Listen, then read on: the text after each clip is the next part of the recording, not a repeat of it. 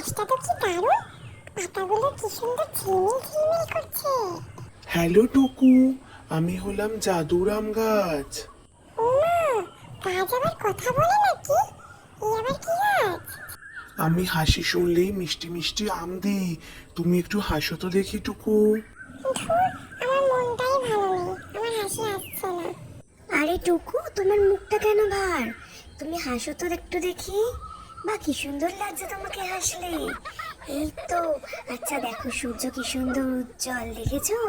তাই সব সময় মুখে যেন তোমার উজ্জ্বল হাসি থাকে।